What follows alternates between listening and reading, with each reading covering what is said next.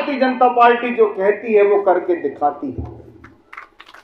कांग्रेस जो कहती है वो करके नहीं दिखाती। पिछले बार चुनाव में उन्होंने कहा था कि हर किसान का कर्जा माफ, और ऐसा कह के 2018 में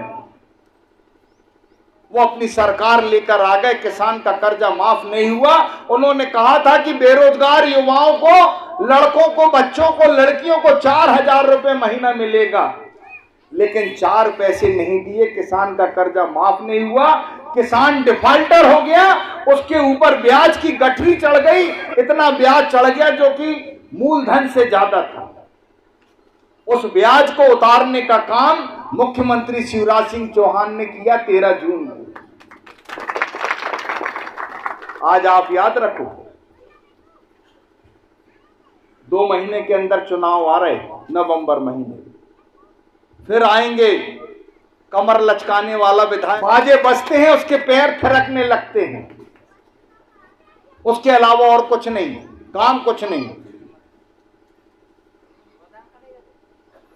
आने लग जाएंगे उनके कई दलाल जो है 10 तरह की बातें करने लग जाएंगे, लेकिन प्रलोभन में नहीं आना।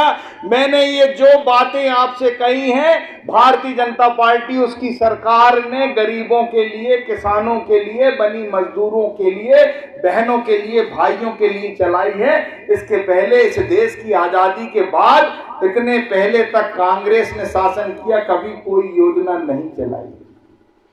और 15 महीने के लिए सरकार आ गई थी, तो जितनी भी लाभकारी योजना कांग्रेस की ने शिवराज सिंह चौहान जी की थी, सारी योजनाओं को बंद कर दिया था। लाडली लक्ष्मी बंद कर दी थी, संबल योजना बंद कर दी थी, वृद्धावस्था पेंशन बंद कर दी थी, निराश्रित पेंशन बंद कर दी थी, विधवा पेंशन, बुजुर्ग पेंशन सब बंद कर दी, क्योंकि कांग्रेस अमीरों की पार्टी। इस देश का पहला प्रधानमंत्री कांग्रेस का पंडित जवाहरलाल नेहरू हुए, उनकी आधारशिला ही अमीरी होने की वजह से बनी थी। और आपको शायद याद होगा, पढ़ा होगा, सुना होगा, उनके कपड़े इस देश के अंदर नहीं धुलते थे, पेरिस कपड़े धुलने जाया करते थे।